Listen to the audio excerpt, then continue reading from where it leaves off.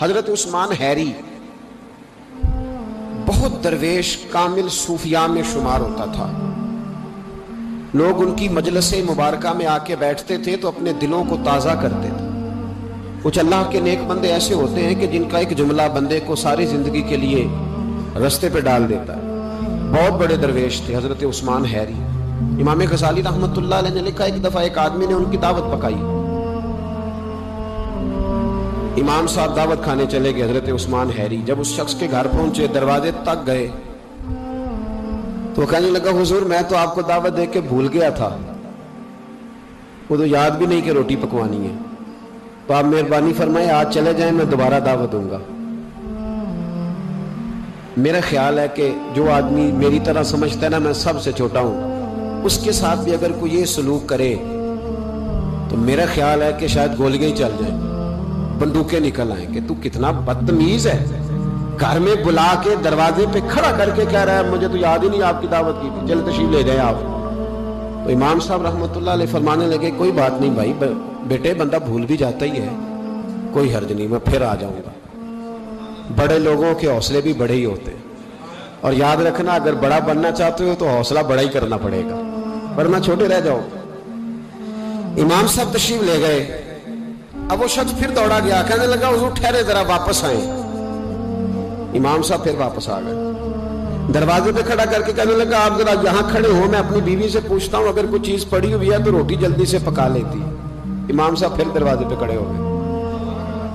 تھوڑی دیر کے بعد اندر سے ہو کے پھر واپس آیا. دل دریا سمندروں ڈونگے کون دلاں دیاں جانے. واپس آیا تو کہنے لگا حضور گھر میں تو کوئی چیز نہیں, آپ چلے جائیں پھر بلا لیں گے کبھی. امام صاحب پھر تشریف لے گئے. او میرے بھائی, میرے تو کان میں کہہ دیا میں نے خود ہی اٹھ کے کہ میں نیک ہوں. امام صاحب چلے گئے. وہ 10 منٹ کے پھر دوڑا گیا, کہنے لگا حضور اچار مل گیا ہے یا سرکہ مل گیا ہے, وہ پرانا پڑا ہوا تھا تو وغیرہ واپس آ جائے روٹی پک جاتی ہے. امام صاحب تیسری دفعہ واپس آئے, اندر گیا, 10 منٹ کے بعد پھر آ گیا. کہنے لگا حضور وہ تو خراب ہے سارا, وہ تو خراب ہے, آپ پھر کبھی آئیے گا, پھر کبھی آئیے گا. اللہ اکبر. میں نے کہا بڑا بننا ہے تو حوصلہ بھی تیرا. امام صاحب پھر تشریف لے گئے. جب گئے تو دوڑا گیا, جا کے آنے لگا حضور میں نے بڑے لوگ دیکھے ہیں پر آپ کا حوصلہ, آپ کی بات, اللہ اکبر, اتنا بڑا ظرف. اب چاہیے تھا نا امام صاحب بیس کو سیدھی کرتے کہ بھائی بالکل یہ تو کسی میں ہے ہی نہیں جو مجھ میں ہے, اور دستار تھوڑی اور اونچی کر کے کہتے نہیں صاحب لوگ تو ایسے ہی, میں تو بڑا با حوصلہ ہوں. امام صاحب کیا فرمانے لگے, کہنے لگے کیا کہا تم نے, کہ حضور آپ میں بڑا حوصلہ ہے, اتنی اچھی عادت. ان لوگوں نے اپنی ترقی روکی نہیں تھی, وہ سمجھتے تھے کہ ابھی ہمیں ضرورت ہے تربیت کی. تو امام صاحب فرمانے لگے یہ تو حوصلہ میرے شہر کے کتوں میں بھی پایا جاتا ہے, جب کہ انہیں بلاتا ہے تو آ جاتے ہیں, دھتکار دیتا ہے تو چلے جاتے ہیں. یہ کوئی حوصلہ ہے, یہ تو کتوں میں پایا جاتا ہے. یہ کوئی میرا کمال نہیں, مجھے نا بس میرے لیے دعا کر رب میرے اندر کوئی حوصلہ پیدا کر دے. تو میری تعریف نہ کر, دعا کر اللہ کچھ کر دے. یہاں تو لوگوں نے 7 بندہ کھڑا کیا ہوا ہے تعریفیں کرنے والا. تعریف کرو صبح سے شام تک. جس نے جس کے ساتھ رشتہ رکھنا ہے اس کا طریقہ ہے کہ اس کی تعریف کرے, کہے تو بڑا اچھا ہے, تب رشتہ قائم رہتا. وہ لوگ اپنی عادات پر محنت کرتے تھے, جدوجہد کرتے تھے, کوشش کرتے تھے اور سنور جاؤں اور سنور جاؤں. ہم تو روز داستان سناتے ہیں کہ اس دنیا میں ایک ہی بندہ اچھا ہے جس کا نام میں ہوں. میں اچھا, اور پھر دوبارہ ڈھونڈو گے تو میں ہی اچھا ملوں گا. خدا مجھے ایسی خدائی نہ دے کہ اپنے سوا کچھ دکھائی نہ دے. اپنی عادات پر محنت کرے. اللہ فرماتے ہیں کہ تمہیں موت اور زندگی کے بیچ اس کو گورکھ دھندا نہ سمجھو. ایک شخص پیدا ہوا, ماں نے 9 مہینے جدوجہد کر کے اس کی پرورش کی, پیٹ میں رکھا, پھر اس کو پالا, پھر کس مشکل سے وہ پروان چڑھا, پھر کس مشکل سے اس نے تعلیم حاصل کی, کوئی ہنر سیکھا, پھر پریکٹیکل لائف میں آیا, جدوجہد کر کے وہ آگے بڑھا, اس کے بچے ہوئے, کتنی جان جوکھوں میں ڈالی, پھر وہ فوت ہو گیا. فرمایا یہ کوئی گورکھ دھندا نہیں. الذی خلق الموت والحیات لیبلوکم ایکم احسن عملا. یہ موت اور حیات اس لیے بنائی تھی تاکہ پتہ چلے کہ تم میں سے اچھے عمل کون کرتا ہے, کون اپنی عادات کو سوار کے آتا ہے, اخلاق کو سوار کے آتا ہے. عادات کو سوارے, میں نے بڑی دفعہ کہا ہے हम लोग समझते हैं सिर्फ मीठा बोलने का नाम अखलाक है। मीठा बोलना अखलाक का एक जुज है।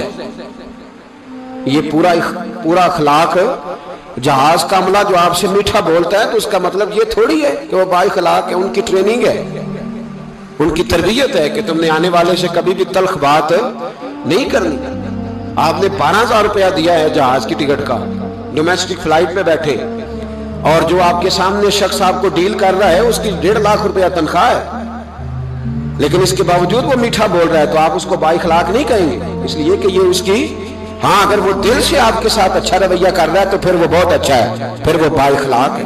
लेकिन मेरे भाई बहुत सारे लोग तो मीठा बोलते हैं, उनकी ट्रेनिंग होती है। अखलाक हसना क्या है? अखलाक हसना की पहली सीढ़ी ये है कि तेरा अपने रब पे भरोसा कितना ज्यादा है। अगर तू तवक्कुल वाला नहीं तो तू अखलाक वाला नहीं हो सकता। तवक्कुल अल्लाह पहली सीढ़ी है अखलाक हसना की। मेरे नबी पाक अलैहिस्सलाम ने फरमाया अगर तुम अपने रब पे भरोसा करोगे तो अल्लाह तुम्हारे साथ वही सलूक करेगा जो परिंदों के साथ करता है। तो सहाबा अर्ज करने लगे हुजूर परिंदों वाला सलूक करेगा? तो नबी पाक अलैहिस्सलाम फरमाने लगे परिंदे सवेरे भूखे निकलते, उन्हें नहीं पता हमारी फैक्ट्री कौन सी है, कहाँ जाके मजदूरी करनी है, उनको नहीं पता किस खेत में हल चलाना है, उनको नहीं खबर कि किस दफ्तर में जाकर के बैठना है। वो सवेरे भूखे निकलते हैं अल्लाह पे भरोसा करके, लेकिन निकलते जरूर हैं, जद्दोजहद जरूर करते हैं। जब शाम को वापस आते हैं तो अल्लाह उन्हें पेट भर के रोटी अता फरमाता है। तुम भी भरोसा अपने अल्लाह पे करो, अपने मालिक और खालिक पर भरोसा करो।